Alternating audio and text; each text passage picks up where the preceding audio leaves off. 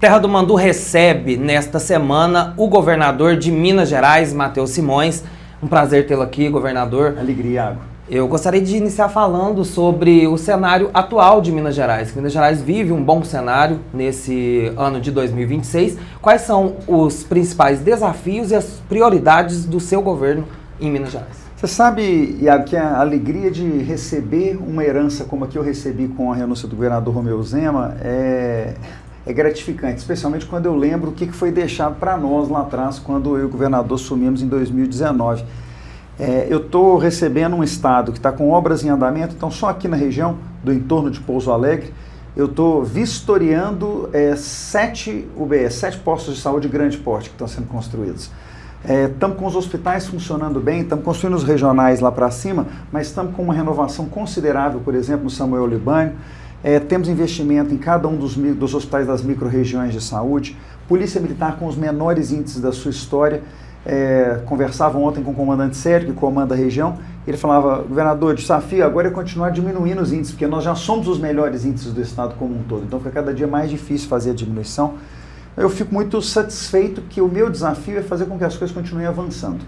Nós temos movimentos importantes aqui na região, como a construção do gasoduto, que vai esticar de Bragança Paulista até Pouso Alegre, permitindo a chegada de novas indústrias, como os investimentos rodoviários que nós estamos fazendo na região. Amanhã, inclusive, na praça de serviço que nós montamos aqui na cidade de Pouso Alegre, eu vou me reunir com os deputados para discutir os investimentos em infraestrutura da região. Então tem muita coisa interessante acontecendo aqui no nosso extremo sul, em volta da pulsante Pouso Alegre, né? Falando sobre as estradas, já que o senhor entrou nesse assunto, a gente teve um ano aí bem complicado os últimos anos por conta das estradas. A gente vê uma duplicação necessária na MG 295, que liga Cambuí a Consolação, uma obra que o governo de Minas já iniciou. Também temos a MG 179, que liga Pouso Alegre a Alfenas, que é a maior questão, o maior problema aqui da nossa região é essa rodovia. E também ouvimos bastante os motoristas falando sobre as rodovias do entorno de São Lourenço, que é uma cidade turística e muito visitada por outras pessoas de outros estados. Eu queria que o senhor falasse um pouquinho para a gente sobre as obras nessas rodovias, que são muito importantes, principalmente para o setor produtivo aqui do sul de Minas, e falando também das estradas rurais que Minas Gerais necessita. Vamos lá, eu diria que primeiro, né, nós estamos concluindo a obra ali em Cambuí, acho que isso é um pesadelo do passado, até o final desse ano nós vamos estar com a obra pronta. Pouso Alegre Alfenas, o entorno de São Lourenço e também Itajubá Maria da Fé são talvez as nossas outras 3 prioridades. Na hora que eu sentar com os deputados e os prefeitos amanhã de manhã, a minha expectativa é exatamente, e eu vou fazer o gabinete em praça pública, como eu tenho feito nas cidades. Então lá na praça de serviço tem uma sala, eu sento lá dentro mesmo para a gente discutir lá com os deputados. Nós vamos ter a oportunidade de entender quanto custa cada uma delas e alongá-las no tempo. A venda da Copasa é o financiador disso. Então é o dinheiro da Copasa que vem para financiar obras estruturantes como Alfenas Pouso Alegre, como o entorno de São Lourenço, e realmente São Lourenço precisa disso. A gente tem uma serra ali perigosa, com vítimas fatais, e especialmente uma cidade turística como São Lourenço precisa ter uma chegada mais tranquila. E a questão de Itajubá Maria da Fé, que ficou fora da concessão, nós temos que resolver. Acho que vão ser essas as grandes prioridades regionais, já que a estrada de Cambuí já está quase chegando em fase final. E a gente fala também da Fernão Dias, que é a principal rodovia aqui da nossa região, e agora nós tivemos a troca da concessionária. Só que também é uma rodovia que está acontecendo muitos acidentes, a gente vê esse registro, e o principal problema aqui na nossa região de Pouso Alegre é a demora desses acidentes liberarem a estrada. É o que os prefeitos têm tratado sobre isso. A prefeita de Cambuí conversou comigo mais cedo, a Cíntia, falou que o maior problema dela hoje é essa questão da Fernão Dias. O senhor tem uma conversa já iniciada com a concessionária? Nós temos 2 problemas na Fernão Dias. Aqui nessa região nós temos alguns pontos em que eu preciso de uma terceira faixa, eu preciso fazer ela não pista dupla, né? Ela tem que ser pista dupla com 3 faixas de cada lado, porque nós estamos tendo estrangulamento. Alguns dos acidentes são exatamente por conta disso. Vem um carro leve em alta velocidade, de repente eu tenho carretas em baixa velocidade, a gente acaba tendo algum acidente. Então eu tenho uma questão que a gente chama de aumento de carga, que é construção de terceira faixa em cada um dos lados. Além disso, nós temos um problema de ondulação na pista, muito grave, né? A estrada como um todo tem ondulações. Quem passa pela estrada sabe exatamente o que eu estou falando, que é aquela hora que o carro perde o contato com o solo, e é aí que nós temos o risco dos acidentes mais graves. A troca da concessionária vai nos garantir rapidamente a melhora do serviço de urgência. Então, essa questão do resgate retirado, eu tenho certeza que vai melhorar. Mas eu queria evitar os acidentes. Eu tenho uma experiência pessoal muito difícil com isso, sabe, Iago? Eu perdi meu irmão mais velho num acidente em 88, depois perdi meu pai e minha mãe num acidente em 96, quando eu tinha 14 anos de idade. Segurança em estrada, para mim, é um tema pessoal.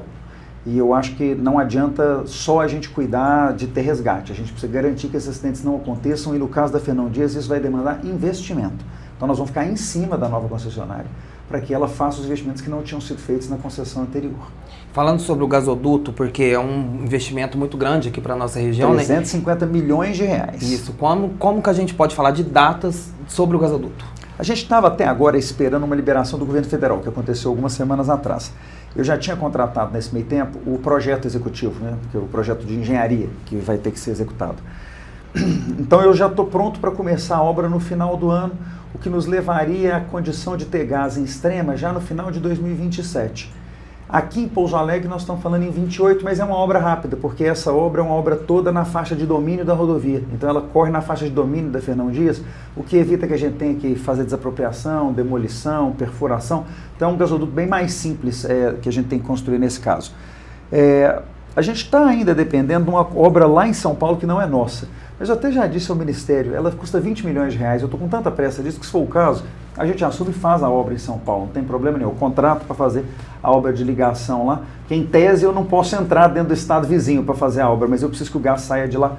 Isso vai ser um avanço muito grande, até porque a gente passa a ter um segundo ponto de alimentação do nosso gás. O meu sonho é que a gente possa continuar subindo com esse gás pela Fernão Dias, até conectar com a metropolitana, porque se eu tiver mais de uma entrada para o gás, a chance de desabastecimento vai caindo também, é uma questão até de segurança para as nossas indústrias. E é um projeto também que vai atrair mais empresas, mais investimentos para a região. Vamos dar um exemplo concreto, né? A Bauducco já disse que se o gás chegar em Pouso Alegre, ela traz uma planta para Pouso Alegre, para não falar o fato que ela vai aumentar a produção da planta dela de Extrema. Então, isso sozinho já justificaria, mas nós temos outras empresas que também teriam condição de vir para a região.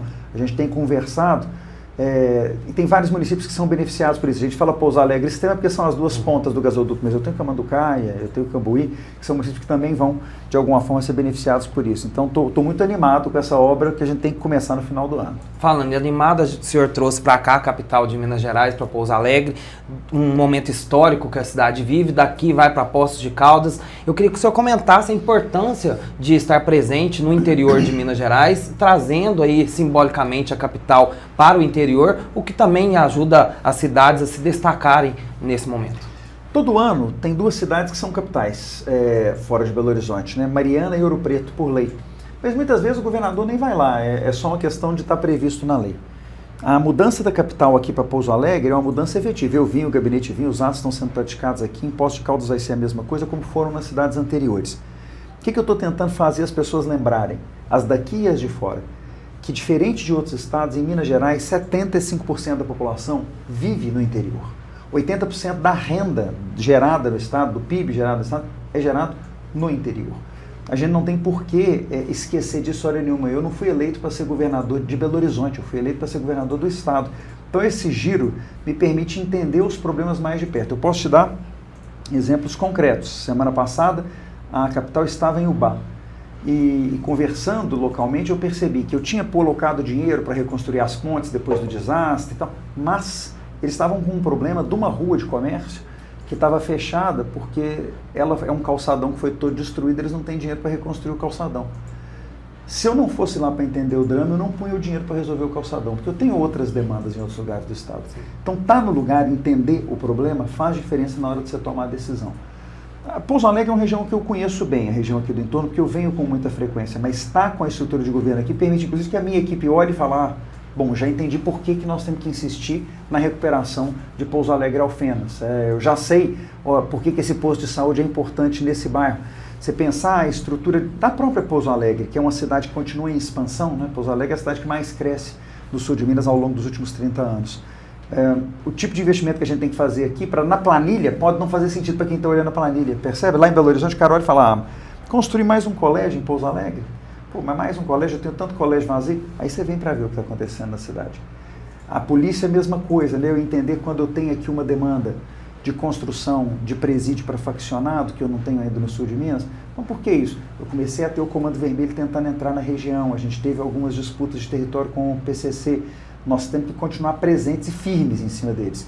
Será que então eu não tenho que fazer esse investimento? A presença local me permite uma visão diferente sobre cada um dos assuntos e é por isso o meu compromisso de rodar com a capital.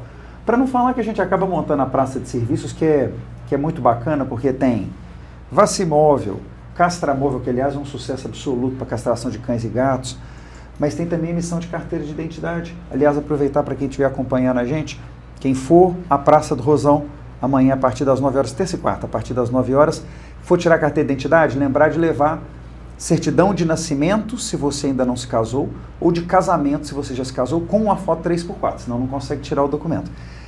Mas temos feira de serviços da Emater, temos serviço do IEF, o governo está todo presente na praça.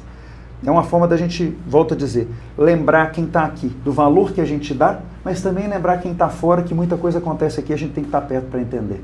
Falando sobre esse valor que o senhor cita, São Sebastião da Bela Vista vai receber pela primeira vez um governador ali na cidade. E o senhor anunciou também alguns investimentos aí para as outras cidades da região. Vai anunciar para Jacutinga, Monte Sião, Cachoeira de Minas, principalmente Itajubá também, que é uma cidade muito importante aqui na região. Queria que o senhor falasse um pouquinho sobre esses investimentos e essas suas visitas aqui no entorno.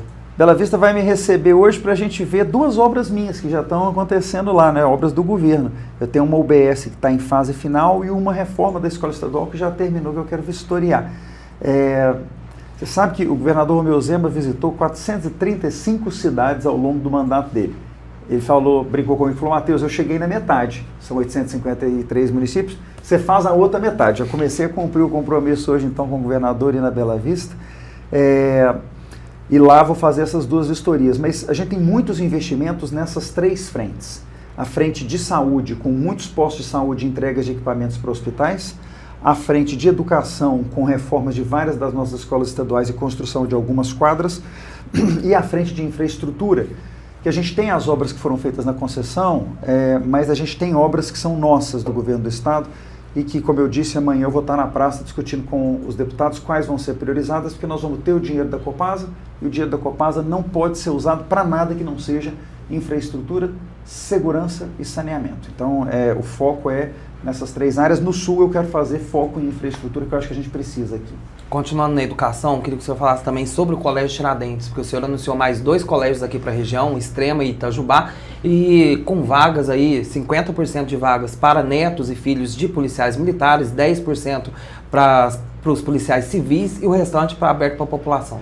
Eu fico feliz porque toda vez que eu anuncio um colégio Tiradentes, a comunidade fica muito feliz. Isso prova o respeito que Minas Gerais tem, o orgulho que a gente tem de ter uma polícia militar como a que nós temos.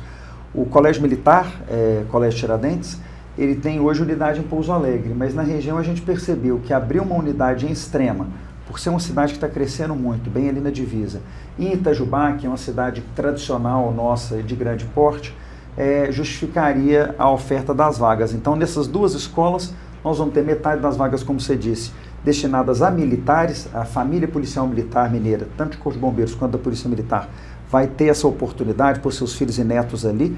50% das vagas nos parece, pelos cálculos, atender o que a gente tem de demanda da Polícia Militar.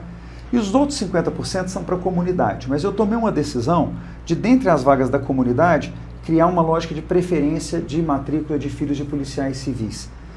A Polícia Civil tem um colégio próprio lá em Belo Horizonte, o Ordem e Progresso. Mas o contingente da Polícia Civil é menor. Não justifica eu criar um Ordem e Progresso em cada região. Eu não tenho esse tanto de policial civil com filhos pequenos. As pessoas às vezes esquecem, a Polícia Civil é uma carreira mais longa do que a da Polícia Militar. Eu tenho policiais civis que estão na carreira há 40, 45 anos. Na Polícia Militar isso é impossível, porque é proibido por lei. Eles têm que sair com 30 anos de serviço. Então, na Polícia Civil, é menos comum policial com filho pequeno. Por isso que 10% das vagas é suficiente para a gente dar essa tranquilidade para os pais, de ter os seus filhos num colégio que tem uma formação de cultura de moral e disciplina mais rígida. Lembrando que não é obrigatório para ninguém, não tem prejuízo para a comunidade escolar, a gente tem uma transição que pode durar até 4 anos, eu não tiro ninguém da escola, eu vou pondo os alunos novos, vão entrando na estrutura militar. Os que já estão lá, se quiserem ficar, vão ficando até se formar ou vão saindo aos poucos, e a gente vai fazendo uma conversão do colégio num colégio militar. Fico feliz de ver a alegria das pessoas E o ciúme, porque aí tem outras cidades que falam, pô, eu também merecia um colégio militar. É porque hoje a gente tem uma limitação de 60 Tiradentes, eu já tenho 30, estou inaugurando, vou lançar outros 30, mas quero dizer para a população que eu vou retomar uma outra discussão que eu tenho com a Justiça nesse momento. Nós vamos retomar o projeto das escolas cívico-militares. E essas eu tenho condição de fazer 700 no estado. Ela não é o colégio militar, porque o colégio militar ele é administrado pela PM. Na cívico-militar, a administração continua na Secretaria de Educação, mas a condução da disciplina, da formação de comportamento é delegada a militares, que ficam ali dentro do dia a dia da escola. E eu tenho muito desejo da população por essas escolas. Iago, nós fizemos uma consulta em pouco menos de 100 escolas, 90 e poucas. 62 escolas das consultadas querem se transformar em escolas cívico-militares. É um número alto. É um número muito alto, é 60% das que a gente consultou. E a gente quer fazer isso exatamente naquelas escolas que estão em regiões com índices sociais piores, de forma que a gente possa dar a esses pais a oportunidade de ter os seus filhos numa escola que valorize a ética, valorize a disciplina. As escolas militares em Minas Gerais têm um desempenho muito positivo. Basta dizer que das 10 melhores escolas em nota do estado, 8 são militares. Das 50 melhores, as 30 militares que nós temos estão dentro das 50 melhores. Bom, a gente transformar 700 escolas das 4.000 que eu tenho em cívico-militares seria um grande ganho, e volto a dizer, ninguém seria obrigado a estudar nessa escola. Ela sempre seria uma alternativa. Cidadezinha que só tem uma escola, eu não vou montar cívico-militar. Mas onde eu tenho mais de uma, por que não dá para o pai essa possibilidade? Eu estudei em colégio católico, porque o meu pai decidiu que essa era a formação que ele queria dar para mim. Eu tenho que dar para os filhos das pessoas mais pobres o mesmo direito do pai poder escolher que quer pôr o filho num colégio que tem uma formação moral diferente, no nosso caso, uma formação cívico-militar. Antes de encerrar, eu não poderia deixar de falar sobre a pré-campanha e a campanha Achei que eu ia escapar de eleições. Ao governo de Minas. Eu queria saber, pré-candidato ao governo de Minas. Eu fui escolhido pelo governador Romeu Zema como sucessor dele na disputa. Então, não teria nem por que recuar dessa posição. O governador renunciou para a discussão nacional, mas muito tranquilo de que a discussão local será feita por mim.